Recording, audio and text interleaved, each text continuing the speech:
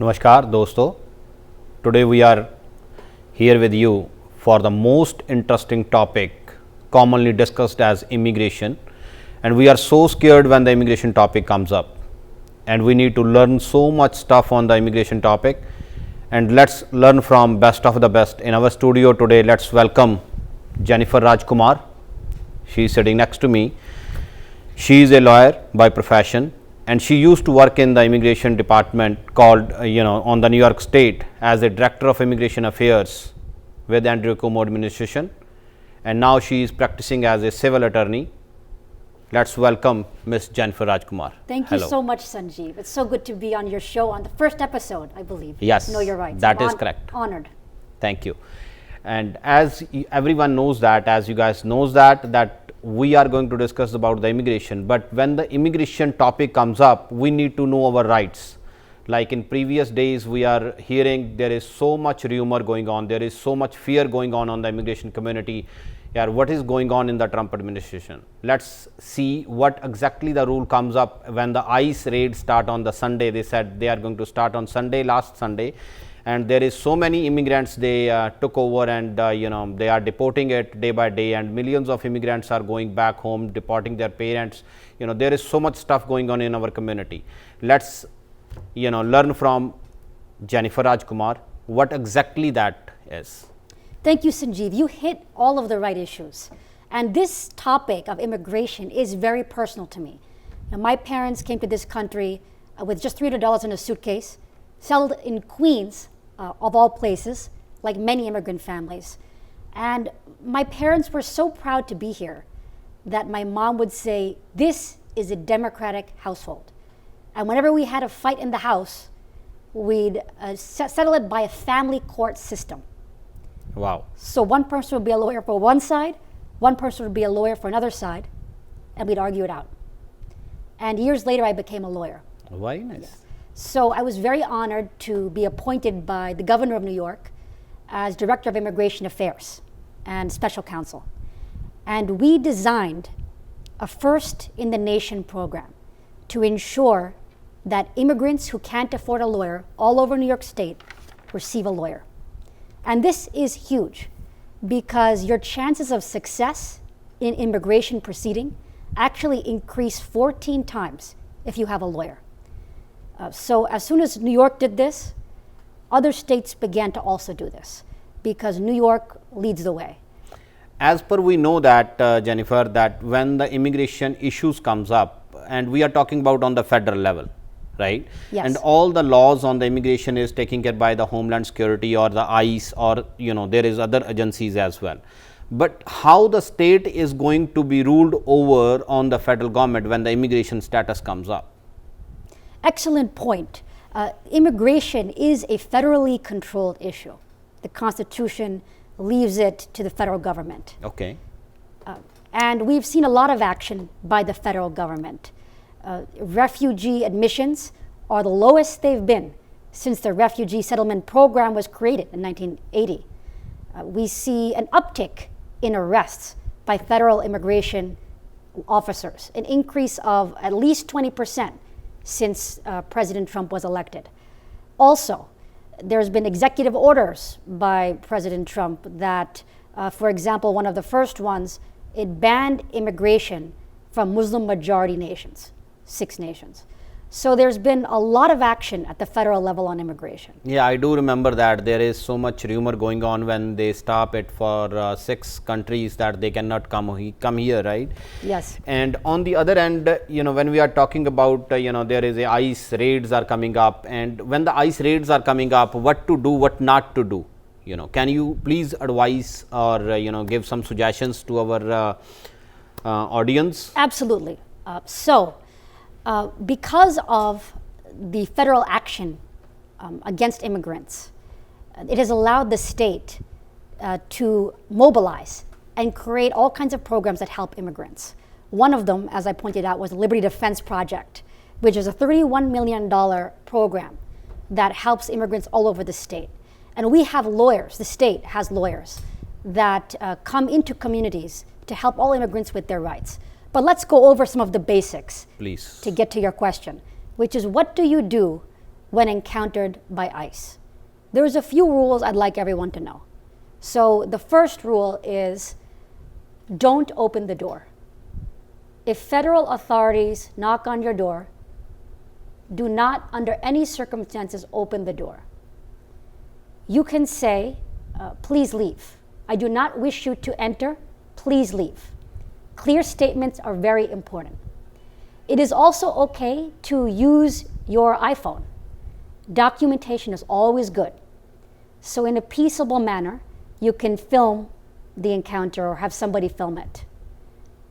Second, you can ask the people that knock on your door who they are. Say, do you have a warrant? And say that you would like their contact information. Ask them to slip the warrant under the door. Remember, do not under any circumstances open the door.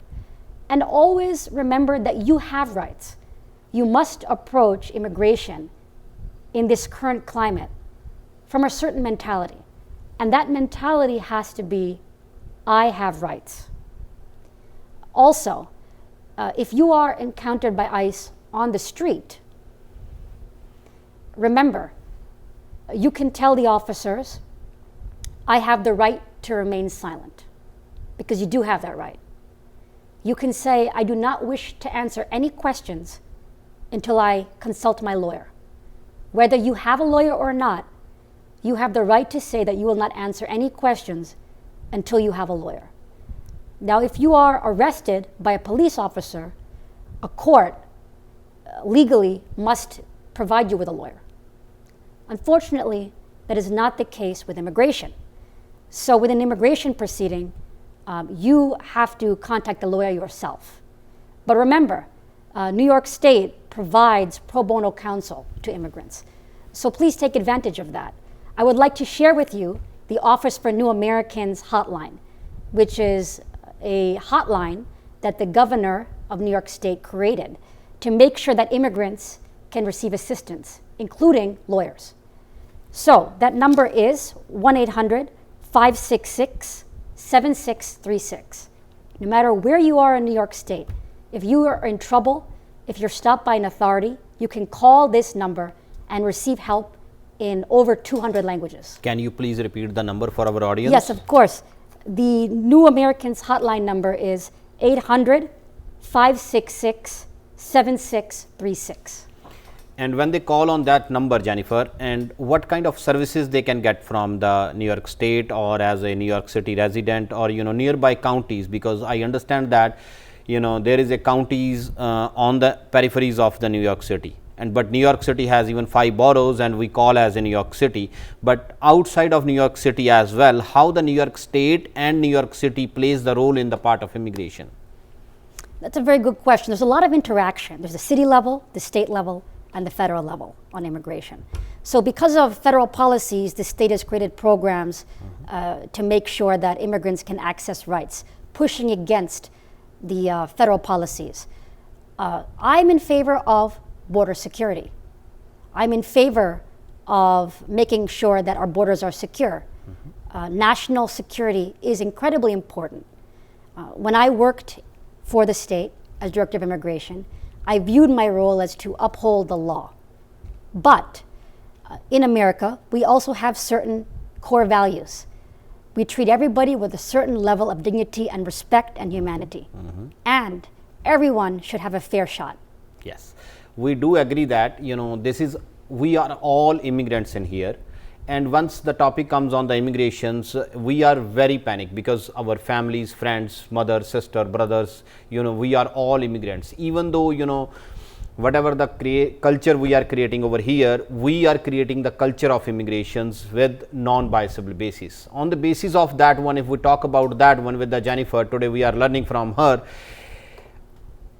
The Trump administration is putting a lot of fear factors in our community. And how that fear factor is going to affecting really on the ground level on our communities. Can you please discuss something on that one? Yes. So there is a lot of fear amongst immigrant communities right now, but it's important to remember that this is not the first time we as a nation have been here. We've been here before. In the late 1800s, the federal government actually formally excluded people of Chinese descent from being US citizens. Wow. It was called the Chinese Exclusion Act. Chinese individuals were not allowed to be in the United States. It means they, even though they are a citizen of United States, they are not allowed to live here? Yes, legal status was revoked for many Chinese individuals. So this was obviously eventually repealed, but it also happened with the Indian community. In 1923, the US Supreme Court actually ruled that Indians could not become naturalized citizens. This was the case of Bhagat Singh versus the United States. Wow, that's something good to know. So we have had moments of exclusion in American history, but we've always come out of it. In 1965, Lyndon Johnson saw through the 1965 Immigration Act, which for the first time removed race-based categories from immigration law. So entry into our country was no longer based on race. This was revolutionary. Instead, immigration into our country was based upon skills and family relationships. And that is why you see the diverse country you see today, because the law was changed to open our borders to people of all races. So it's important to remember in this time of fear for immigrants that our country has been here before and we will get out of it. Also, George Washington, our very first president, he was very much in favor of immigration, the father of our nation. He was concerned with how to get more people to come to the United States. And he said the poor and the destitute, they especially should be invited to settle here. So it's important to remember these are our founding ideals. And they're going to stay there, no matter what we're going through right now. All right, it means we are learning today that we are coming from the largest democracy in the world, so-called India, and the oldest democracy in the world is US America. Now we are going to discuss lot many more. मिलते हैं break के बाद. Welcome back, audience. Let's continue our talk. Jennifer, we do understand there is so many issues on the immigration basis. Once we are going for a immigration status or we are going for a adjustment of status, how to find a good attorney, how to find a right attorney for themselves, how to look at that, who is going to represent us? That's a great question, because like I said before, you have to be in the mind frame of knowing your rights. You have to be careful. There's a lot of fraud out there for immigration. There are some people who hold themselves out as attorneys or authorities, and they will charge a lot of money, but not appear for your court date. Or they will simply make you sign a form, but not fill out the form in front of you. Or they will ask for your important documents, birth certificate or passport, and then not return it to you unless you pay a lot of money. So you have to be aware of this kind of fraud and protect yourself. I can tell people a few places to go. So one place you can go is Catholic Charities. That is a wonderful organization that provides free legal help. New York State has the New York State Office for New Americans, created by the governor in 2013. That can provide a whole range of services, including the possibility of free legal help. You can also call the Northern Manhattan Immigration Coalition. CUNY Citizenship Now is another good organization. Legal Aid. These are organizations that you should rely on and be very careful of people holding themselves out as attorneys who seem to be charging too much or not delivering on the work. Any other issues that when they hold their documents and you said that until you are paying the fees, large fees, they are not returning your document back. Is there any way they can report it, or they can contact the administration or the bureaucracy that how they can handle that issues? Absolutely. You should definitely make your voice heard if you're experiencing that kind of situation with fraud. You can call your local state legislators. You can call the New York State Office for New Americans. But if you feel comfortable, let it be known. All right, very nice. And now New York State does that they can also apply for licenses, also New York State driving license for even undocumented people. How that scenario is working with New York State?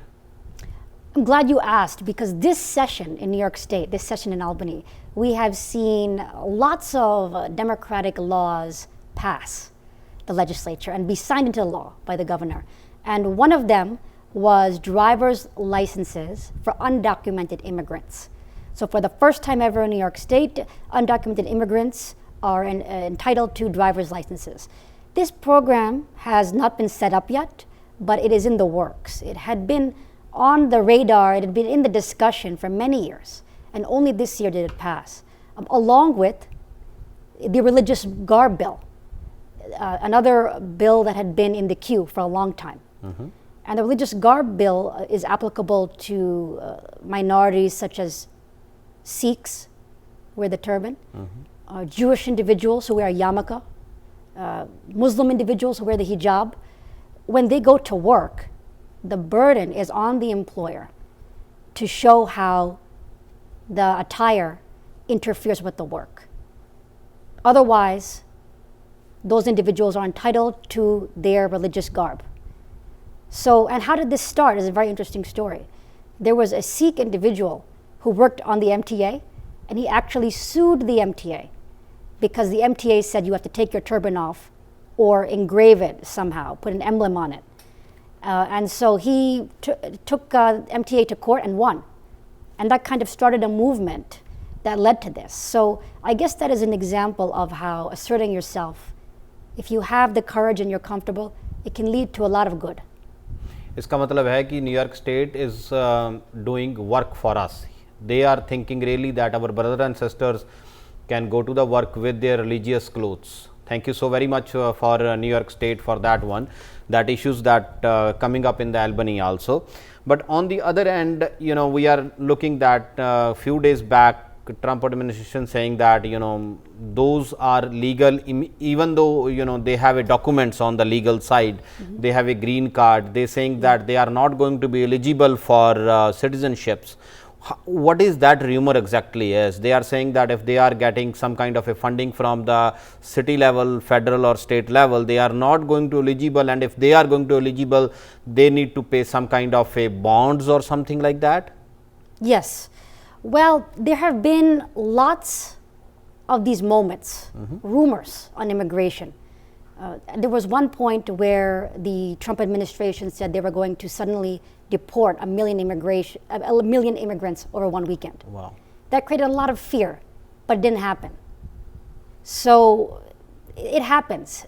There had been rumors of the administration revoking citizenship even of legal immigrants. So there have been a lot of anti-immigrant rumors that have circulated. One of the concerns of people has been that some immigrants, they take benefits, they become a public charge, and they don't contribute to the economy, but are a public charge. And some people have created a movement against such individuals. And even though, you know, they are getting some kind of a federal aid or Medicaid or something like that, they are not going to be get eligible, it means? Or they are still eligible to get a citizenship in this country? I think that it's not certain yet what is happening. But they are saying that in the mid of October they are going to become a law or something like that. Is Congress or he's going to again come up with the executive bill? It's possible. It is possible they are going to come up with the executive bill, Yes. and that is not going to be applicable for political asylum people, but it's going to be applicable for rest of the audience, right? Yes, the administration in general has made it harder for those who may become a public charge to be legal and have, you know, the rights of citizenship. So that is what has happened in general. And on asylum, which you mentioned, this administration, the federal government, the Trump administration, has restricted asylum. So it used to be that to get granted asylum in the United States, you had to demonstrate well-founded fear of persecution in your home country on the basis of race, religion, your political views, your gender.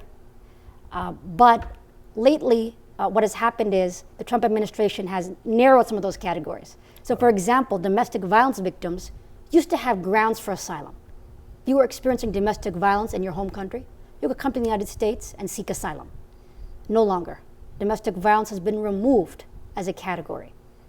So the administration has been making it harder for people to enter, narrowing the grounds. Refugees also. The number of refugees admitted to this country is the lowest it's ever been since 1980.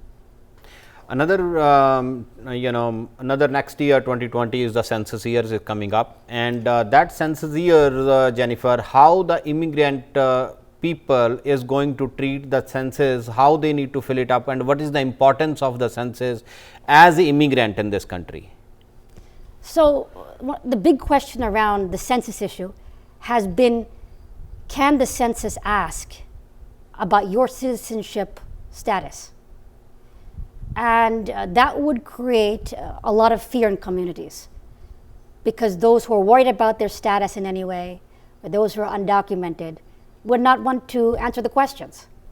It means, there is no fear factor, even though they don't have a document, or, they do have a document, that is not a fear factor for them. They're supposed to fill it up. And what is the benefit to do the census? Well, if you fill it, it means you're counted. Okay? And that can have a big impact on different structures. For example, how we count people that live in a certain area, that can affect things electorally and politically. And it means all the immigrants who is in this country, and even though they are documented or undocumented, they do need to fill it out, the census papers. The reason is they are going to count it, and that voice is going to be heard in coming few years. And on the basis of census, they are going to, your families, your community is going to get the fundings, grants and everything, your roads, your infrastructure, your schools, everything is going to based on the census as well. That is most important stuff as to, on the basis of South Asians, that if we talk about now, yes. South Asians, there is a lot of fear factors on the Southeast Queens that we are looking at on the immigration policies that coming up.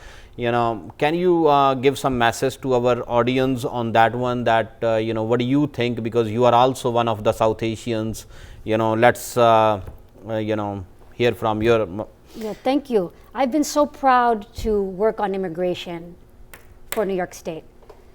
It has been a huge honor, and we need more South Asians in leadership positions on this issue to give voice to our community. But in Southeast Queens, as you mentioned, we have a huge South Asian population, diverse and thriving. And for the first time, the state of New York came to our major Gurdwara, our major Sikh temple in Queens, 118th Street, to provide services. We also, for the first time, came to the Indo-Caribbean community, to the Faith Assembly Church. We have gone to mandirs. So the state has been making an effort to come to the communities, including different South Asian populations, because our community, we have unique issues. For many in the Sikh community, hate crimes are an issue because of the visible turban. Unfortunately, that has made many members of the community targets of bullying and hate crimes. There have also been for others in the Indian American community or in Guyanese community. They're looking for a pathway to citizenship. How do we become citizens? How does that process become easier? So the state has been going to these communities and trying to work with each individual community. All right. It's good to learn from Jennifer today. And we know that, all the state and federal and city level, they are working to connect with our community and with our communities. And we do know that there is a hate crime issue comes up in Floral Park. There is a Hindu temple there, and somebody hit the priest wearing his own religious clothes. And we do know that there is so many press conferences happen, and all city, state officials comes there and did work on that issues and still continue on working on that issues. This program, we did talk about the immigration issues. We did share the numbers, and we did share where you guys can find the help for the immigrations, and you need to be very careful about the immigration issues. And next week, see you again with the new topic. Thank you. Thanks, Jennifer. Thank you.